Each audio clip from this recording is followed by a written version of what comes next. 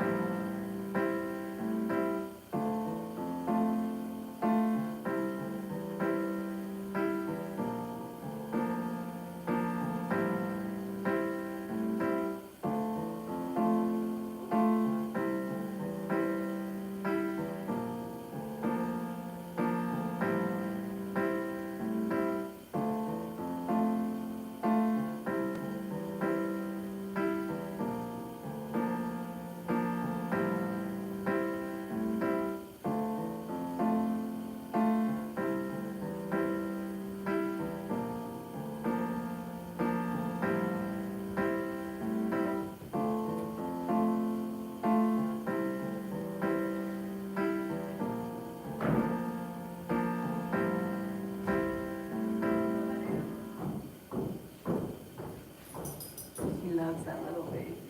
Wait till you see the other two. I was thinking of giving one to each of you. I got AT&T's bundle of 3.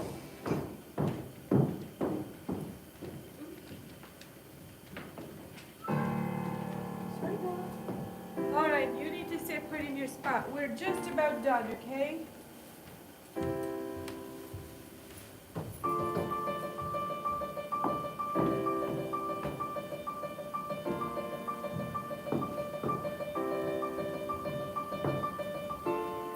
Oh my goodness.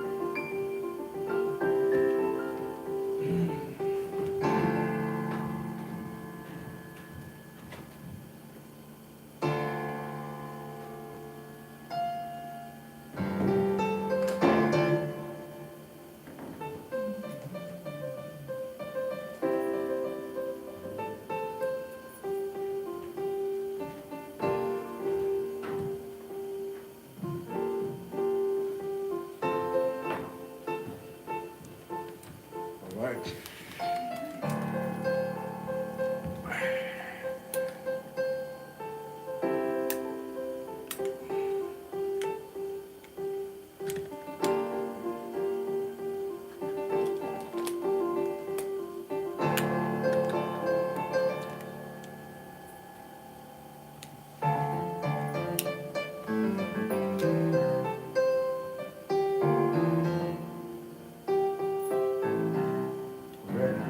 Are you ready?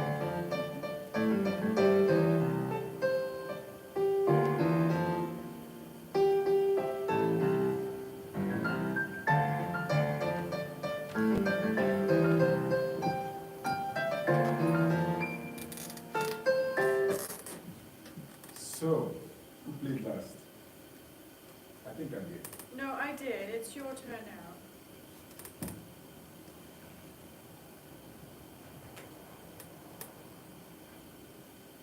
Oh, two. My goodness. Look. 1, 2, boom. See? Life works in mysterious ways. Definitely does. So, My turn. you call the cops. So, And then you call the cops. yes, I did. 1, 2, 3, 4.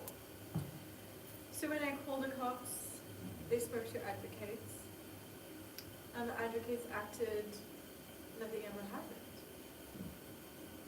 All of a sudden, I don't have to leave by midnight or before midnight. And next morning, the director of that place calls and apologizes to me. And asked me to write down everything. So I wrote down everything. That, hey, I was minding my own business, talking to people I consider friends. And if somebody overheard me, they were supposed to not do anything about it. That's what the communication ethics or the journal Common Sense would say, that I am having a chat with like-minded people and she should not barge in my chat. And if she had a concern, she was supposed to come and talk to me, that, hey, what is your whole story? Why do you think this way? And even if she went to an advocate, then it was advocate's job. They're trained for it. You guys go to school and learn social work and whatnot, and all of a sudden, that very person who gets paid to create a safe environment for me, support me, help me get back to life, is ready to destroy me just because she don't like me. I don't know what you want to call it, discrimination, racism, or all of the above. So when I wrote all that, she didn't say anything. She just apologized and she says, I know you're from India, you guys believe in prayers and meditation. So I come in to work late, and if you want to use my office in the morning hours to do your meditation, your prayers, you're welcome to use my office. So she offered me her office to come and sit down and do my prayers and meditate there in peace and quiet, in a safe place, so that I feel supported. If in the moment when she demanded that you have to leave this place before midnight, and if I would have gotten scared and went out, or just be so sad and about life that, wow, I don't have a place, I don't belong anywhere, I don't have any support, there is no point forcing myself on living here. I could have killed myself, you know? Look at the emotions of a human being who's battered, abandoned, the family disowned. The last place they ever imagined there will ever be is a DV shelter, and that shelter is also not supporting them. Imagine the emotions, the anger, all of the above in those moments. But I held my ground and I said, okay, I'm going to call 911 and see what cops think about it. And when it goes to 911, they didn't file any report or anything. They just made the matter go away. And I said, fine, I need a place to live and be safe and continue with my immigration case and my divorce case, so I'm okay. that's how it unfolded, and that particular incident is going to live with me for the rest of my life. That small incident is very big, very intense, and at the same time, it's full of lessons. It's at the same time very, very much a jack that pushes you to believe in yourself. Stand up for yourself. Fight for yourself. Just don't give up too easily. That was definitely a fork in time. I could have gone either way. Towards my demise, or hang tight and go through the motions and get where I am today. So that was a very tough lesson. It was painful. And I'm grateful to the courage that I conjured up at that time to even call me and tell them what's going on. What do you guys think? Where should I go? What am I going to do? My cases are pending. I have nowhere to go. Definitely, being immigrant in this country is a phase that most people wouldn't even understand what it's like to have to be in a position where you feel stuck. You don't know where to go. You don't know what to do. It's not up to you at this point. You're waiting for someone else to decide what your next step will be. Although you know something's going to come out of it, but you need time. Yes. Yeah. Yeah. So, what was it like when you found a job? When was it like when you finally got your green card and you finally got a status to actually get a job and move forward? What was the feeling like? It was the most wonderful feeling. When I got the appointment letter in my hand, of course, and with the email, I went shopping.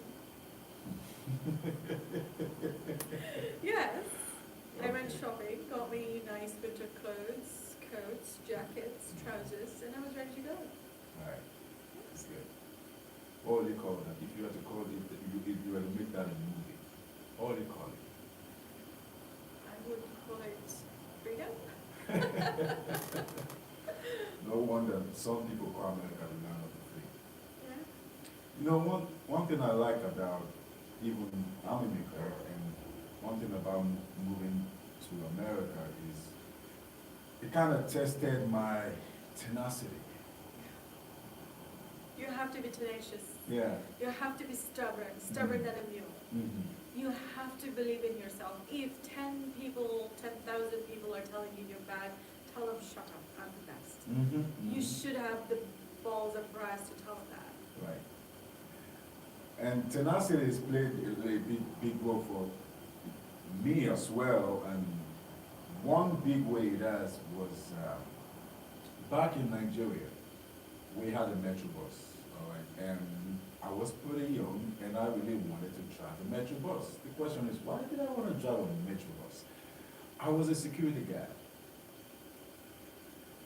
It wasn't even up to $1 a day I was being paid. I wasn't being paid up to $1 a day. It was so crazy. But I kind of figured that married man with 4 kids, how do these people survive? Because if what I'm earning cannot even take care of me, these guys, where are they making their money to take care of themselves, their wives, and 4 more kids? I said, I gotta do what these guys are doing. So, what are these guys doing? So they're driving Metro buses, doing other things. Well, most things I couldn't do because I didn't have what it took to do those things. But the Metro bus, I said I'd do that one. At least I had a driver's license. I could go apply for more like a CDL or something like that. But over there, I didn't really have much experience in driving there. I didn't have much experience in driving, so I went for the Metro bus, the training, so they have to test you before they start training you. For the train to drive a bus, they have to test you. So, one good thing was that I did a security job in that company as a security guard. All the trainers knew me. But the bad thing was that I couldn't drive a bus. Now, I couldn't even drive a regular car comfortably, not to talk of a bus, because they were all stick shift.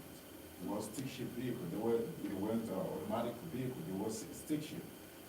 So I applied the first time. I went there. I failed. Woefully, I had to go back home. And each time you fail, you have to wait for like 3 months to go back again. I would wait 3 months. I went there. I went there 7 times. Wow. 7 times. And you should check. That's more than a year. I kept going back 7 good times. I would fail to a point where they knew my face. They were like, you'll come you again. I was one of the first person who would apply once it's open and it's time to apply, I apply. I go back there. And you know, while I was off, I spent some time to, practice. I didn't have access to a boss, but at least I could have access. I had access to smaller vehicles, so I used smaller vehicles. Man, I felt so stuck. Why? Because I spoke a lot about my new move to my fellow security guards. I told them about what I'm trying to do. And they were all looking at me like, you crazy boy. Like, you young, you don't even have driving experience, so many people can start driving these big buses. And they were much older than I was. They saw that I was putting the effort. They kept saying all sort of things to me. They don't just like the fact that I'm trying to move forward. Yes. And I guess that was one of the biggest challenge I faced with my coworkers. Yeah. They didn't like the fact that I was trying to move forward. Yes. Crabs in the bucket. Yeah, well, You always find those. Yeah, you young. I mean, you still got time. We are older, we are doing the security job, we're managing, and you trying to do better.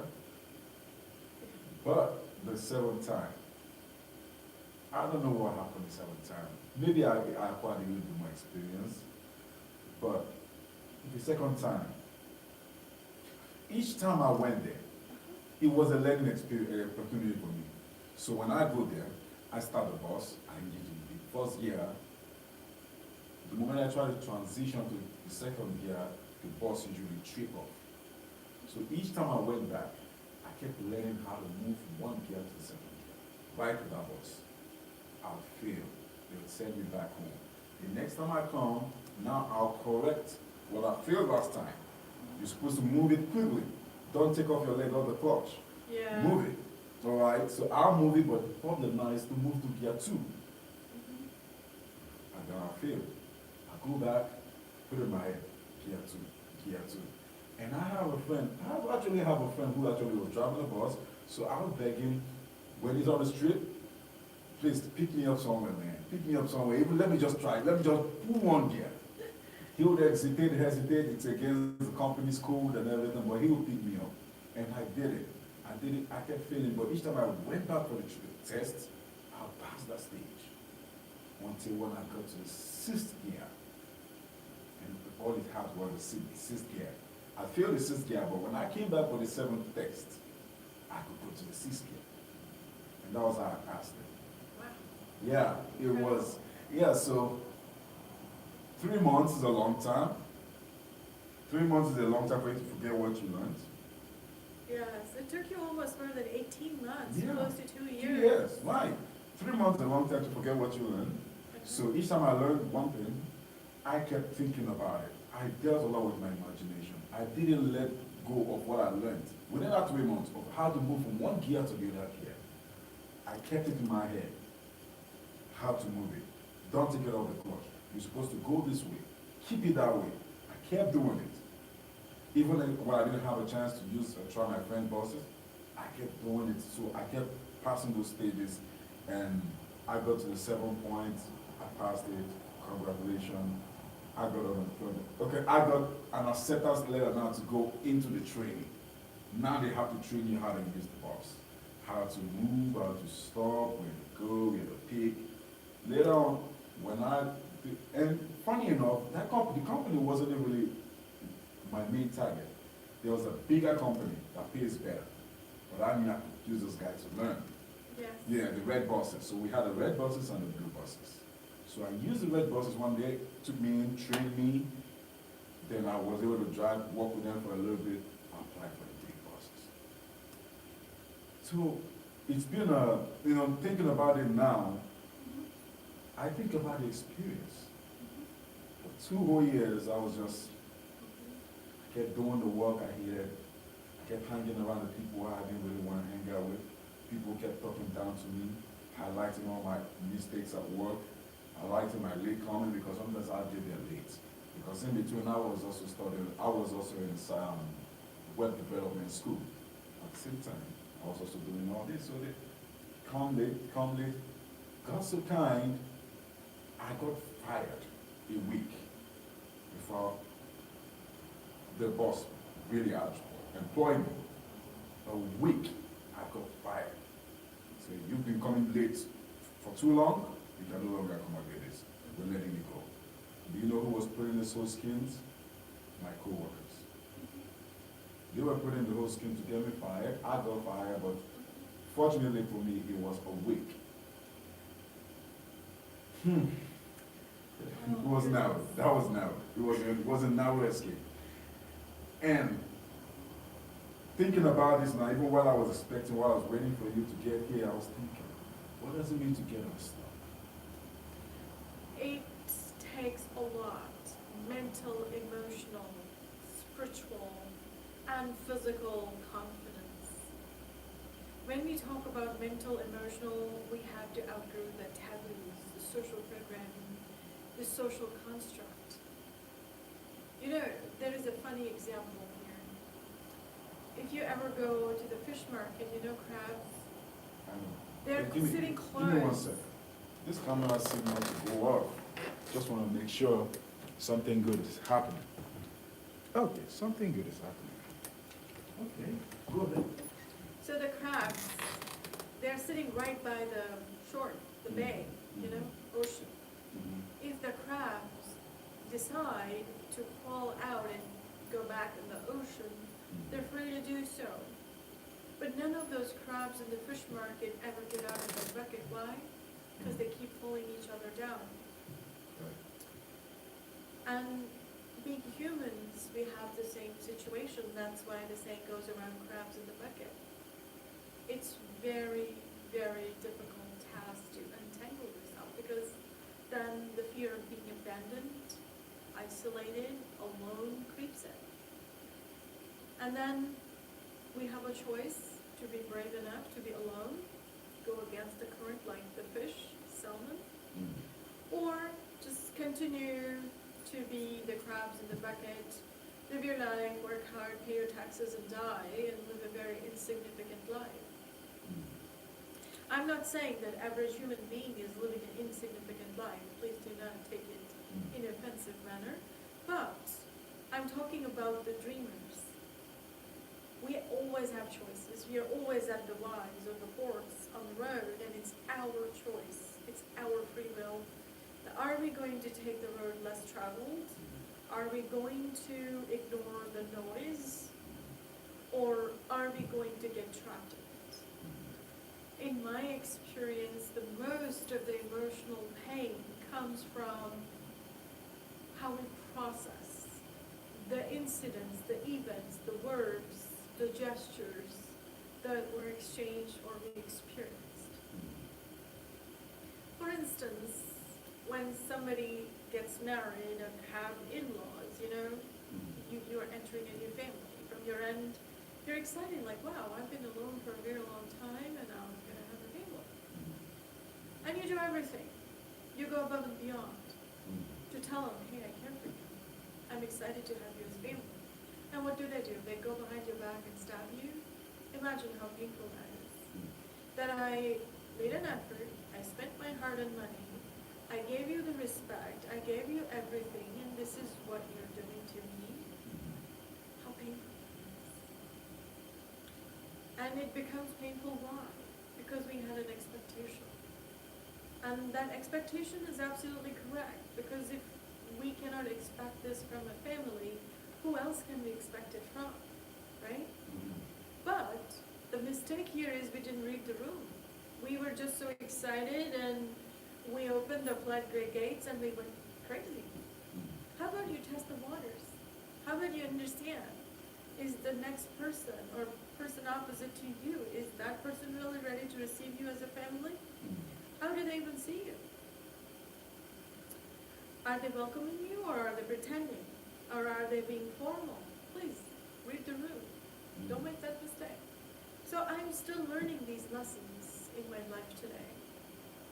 That read the room, understand who you're dealing with, what you're dealing with, and then treat them accordingly because you have worked hard for everything you have and it's not to be thrown away.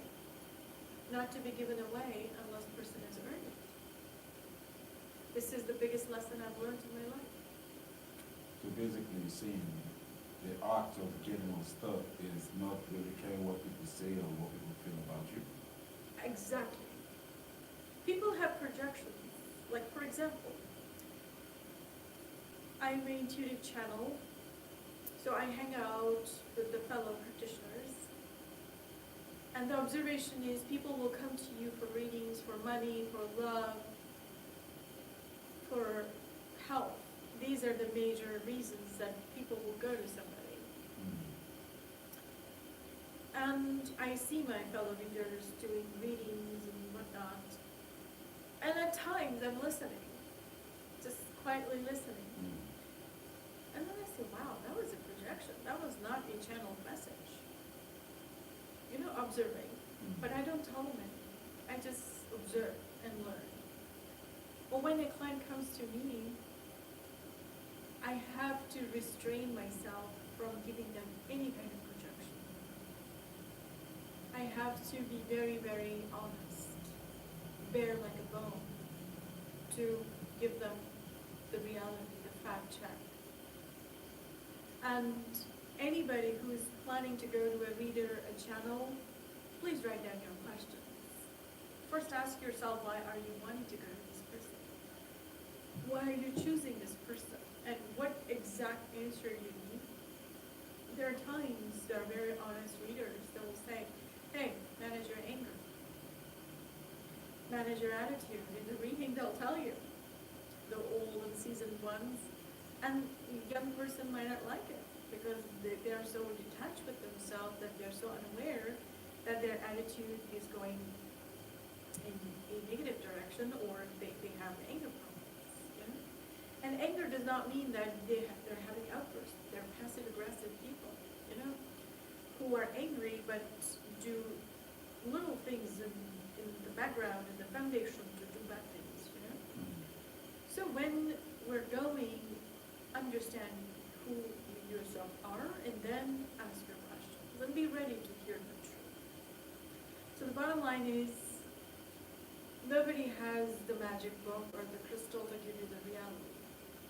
There are always going to be projections, there are always going to be jealousy, and it's our job, our personal job, to cut through that noise, cut through that nonsense, and continue to believe in ourselves. For example, in my journey, I made it through, and I left everything in the red. And I was working with a very good company, 500 Fortune company. I was young, I was pretty, and doing the best job I could. But then there are people who don't like you because you're too happy. You know, you're too successful, or you're too good. Or maybe you're pretty and single and don't have kids, and maybe that's the reason they're jealous of you. Maybe I don't go around. Maybe I'm very disciplined in my life. I mind my own business. I go to work out, I go to work, and indulge in my spiritual studies, or have a very clean life, organized life, you know? I don't go clubbing, I don't go partying, you know? And that could be the reason somebody is just mad at me, because they have a different lifestyle. They go clubbing and they went for a one-night stand and ended up being pregnant, and look at Shweta. She's very disciplined. She's doing the right things. So, of course, the hate is going to come towards me, and it's up to me how I want to handle it. How much of my life I want to share with people. So from that, I learned, keep your business to yourself. Nobody needs to know what I'm doing in my life. Don't post anything on your social media. Don't tell anybody where you're coming from and where you're going. Keep your plans to yourself. Right? Crabs in the bucket are everywhere. So be mindful. Maybe the sunshine energy, the energy of harmony, the energy, the idea of living together as a community does not even register in person's brain, and you're all about creating a community, you're all about living in harmony, peace, growing, making progress together. And they're just gonna hate you for thinking that way, because how come I couldn't think that way? How come she's thinking this way? Wow, I wanna hate you. You're so full of yourself. You just wanna prove that you're better than me. No, man. I am not in a race to prove anything. I am just racing with my hopes and dreams. I am just working on myself, defining and redefining myself. It's got nothing to do with you, so why are you interfering in my life with your energy, with your bad attitude? I cannot stop them. But what I can do is keep my hopes and dreams to myself. Do the best I can and keep going.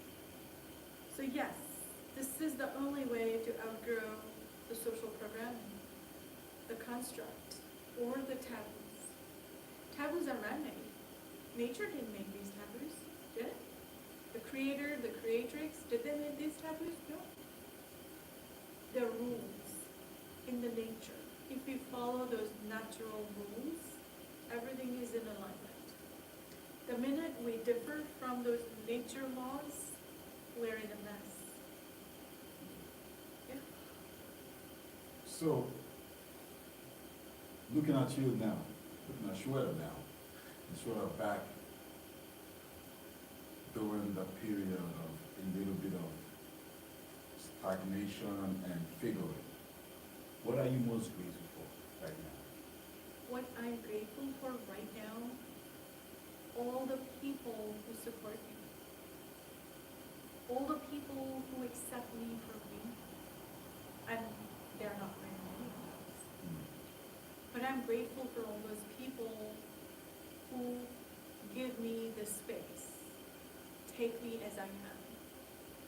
Don't try to change me, don't try to label me, or don't try to tell me to change myself. That was great. That's awesome. That's awesome. And what do you think about my studio? I'm still working on this studio, you know. Oh man, it has come a long way. I like the creativity. You are a creator, a creative creator. You like to imagine things, and then you like to make your imagination come through, and it's absolutely gorgeous. Yeah. So I'm actually looking at hosting a musical event in this space. Do you think this is too small for 12 people?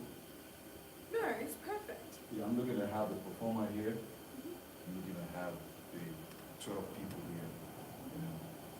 And I want it to be a closed thing. I don't want background noise from outside. So that's why I'm blocking everywhere. I'm trying to mostly work on the installation. I'm putting more energy into the installation.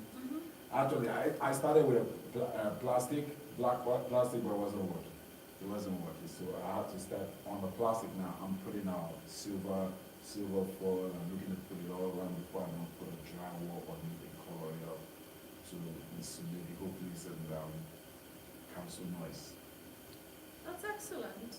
It's good, right? Yeah. We'll see. I like it with the silver also, because when you put those black drops and then you get that shimmer coming out, it looks so natural, so beautiful. Okay, we see that. Well, thank you for coming on my podcast. We didn't get to finish our game. It was your turn, I was waiting on you. Okay, good. It's 3. 3. Right, why am I getting this? You're at 40, 41, So I'm going this way, right?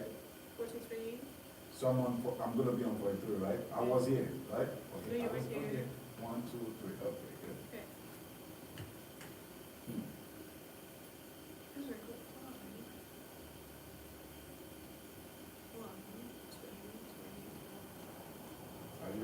to musicals, right? Lots. I used to go to concerts, at least 2 or 3 concerts a year. Wow. Mhm. So it's not a new thing for you. So now I'm on this ladder. Am I supposed to just? I mean, I can get on the ladder halfway. Okay. Don't good. go get one. This is a shoot. You'll be back to 26. Wonderful. So by all means, avoid the shoots. Bye. Is it 40? Yeah, you're on 40, right? Yeah. 1, 2, 3, 4, 5. So can two people be at the same spot at the same time? Yes. Mm. 6. 1, 2, 3, 4, 5. 6! So it takes me here, right? No, you're at the bottom of the chute. Okay, all right. If you, the chute is okay. It will take you back if you end up here, if you get 3. Oh, okay. I see. It's making sense now. 4. 1, 2, 3, 4. I escaped the chute. So once I get here, that's the end of the game, correct? Hey, I got a chute. Yeah, you gotta go back. Yeah, we see that. Woo, snap! That was a game over. That is a game over right there. No, it's not a game over. That means rethink your strategies and get back. Settle up. What kind of magic do you want to perform now to get a little bit? Okay, just analyze. What are the potential moves you can make right now to get back, to get to? Just spin the arrow and see what I get. Okay, we see now. You got 6. 1, 2, 3, 4, 5, 6. Okay. I've got my 6 too. That's 6 on 1. 1, 2, 3, 4, 5, 6. Oh, Jesus. Another chute.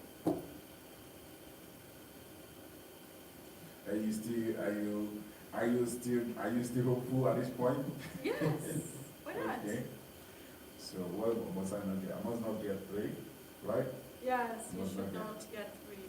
And I must not get 4. 5. 5. Yeah, I must not get 3 or 5. So focus on 1, 2, 6, 4, whatever. 4. You got 4. Mhm. 1, 2, 3, 4. You escaped. Yeah. So you teaching me the game. 6. 1, 2, 3, 4, 5, 6. So I must 1, 2, 3, 4. So I must not get. If you somehow make it here, you get to climb up. So 1, 2, 3, 4, 5, 6, 7, 8. So 6 and 2, right? 6. Yeah, Or 6 and 4 and 4, whichever. Mhm. 6. 1, 2, 3, 4, 5, 6. Okay. You get in there. Oh. Now you gotta get 2. 6 again? What? Ah! 1, 2, 3, 4, 5, 6. See. You gotta put them all the stuff. It's okay. It's life. Oh, You snap. got 1. 2, 3, Just yeah. scoot over. Just 1. Oh, okay. I see. So that's your turn.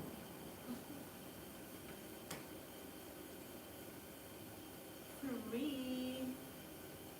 1. I'm here, right? Mhm. 1, 2, 3. Here we go. Okay. That's someone who's making moves, okay? 5. 1, 2, 3, 4, 5. Yeah, you're good. Hmm. 2. So 1 and then 2. Better have a fight. Oh. You see that?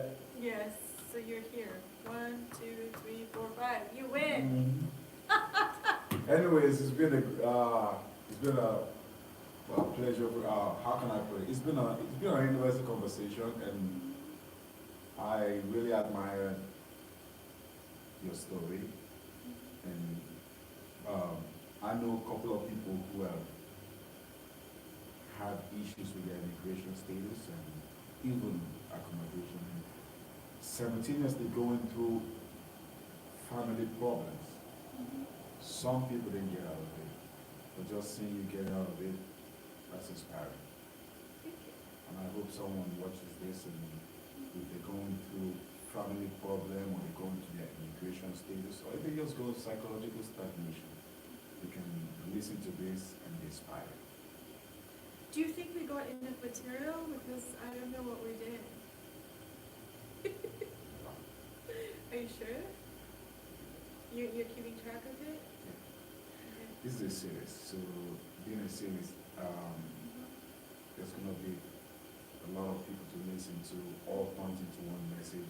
So if you don't relate to one person, you're definitely gonna relate to another person. That's the goal. Alright, sounds good. Yeah. So we're gonna do more follow-ups on this story? What do you mean by go off? This went off. I hope, anyways, it's fine to go off. This also went off. So how much we got? I'm sure we got everything. It went off. It went off when we were playing the game. Oh. Yeah, it went off when we were playing the game. But the top one recorded the game? Yeah, this recorded the game. Yeah, this recorded the game. Yeah. Okay. So what we're gonna do now is,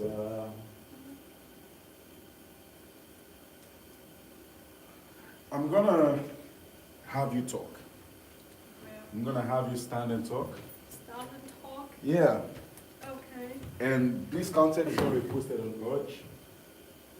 Okay. And this is basically you talking about Now what we we. can have Bella? The video is not. It's not gonna be up to. It's not gonna be up to your feet. Where am I standing? Yeah, you're gonna be standing over there. Okay. Correct. Okay. Oh my goodness. And you're gonna just blind me with those lights? Yeah, you're gonna be standing right in the light. Everything else is gonna be darkened out. And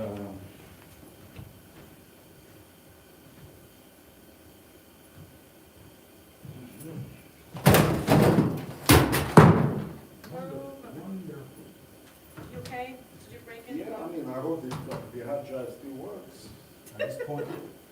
They're called hard drives for a reason. You said what? Say they're called hard drives for a reason. Oh, You nah, can they- smack them on somebody's head and then make them wonder. we hope so. We do hope so. We do hope so. They just say things. Yeah. Okay, so before we do this, you are free to go use the bathroom. No, I'm good. You I'm get in the ready. flow. I don't want to disturb it. Okay. I will go. Oh my god, too much applied. You probably have to make me look pretty because this light goes through my makeup. No, yeah, well, the camera doesn't come up close. No, you have to stand directly in the light. In the light, wow. Yeah. Too much light. Yeah, it's good. It's good for the camera recording. Most production go bad or don't go pretty good because of the lighting. Oh, okay. If you don't have a good lighting, that's where the production goes. Man, I should have brought some fancy shoes. We're not getting up to your feet. Okay, great. Alright, yeah. How do I look? Yeah, you- Waist up? it's good. Yeah, it's good. It's good. Looks matter to me, okay? You say? It looks matter to me. How I look matters Oh, to me. okay. Looks matter to virtually almost everyone. So I get it. No, I'm being honest and upfront. Like, I want to look pretty. If you're not looking good, I'm gonna tell you right away. What? Yeah, because I'm not concerned on the look. So because that's what it's all about, the look. So if you have a need to adjust something, I'll let you know. Okay. But for now, you are. I'm gonna trust you, and if I look crazy, I'm gonna get you. I know No, where no, to no, find you you. don't look crazy. You look like an educated Indian woman. How about that? Not cultured, well-groomed. You say? Cultured, well-groomed. You look like Shweta. Okay. When you say you look like Shweta, what color do you resonate? When my thought, my name comes to you, what color you think I am? That's a good question to think about. No, don't think, just whatever, spontaneous. I mean, when I think of you, the first thing what comes to mind was how I met you the first time. So whichever way or whatever way or however you looked when I met you. No, the color you associate me with. Then you look at me, what color pops in? Or the season? Red and white. Red. And white. So I'm all fiery. And basically, why I say that is because that's how I know that 2 times now you've showed up on my platform. That's what I've asked you to wear. And why I asked you to wear that is because looking at the background and everything, it pops out more. So it's just my production mind kicking in. So wear red next time when I'm here. No, this is perfectly fine, but I'll be right back. Okay. 1 second. All right.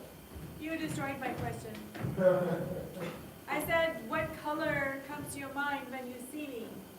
Okay. Not from the production, not from the camera, like Shweta. Who's Shweta? If you were to define Shweta with a color, what's the color you will give Shweta?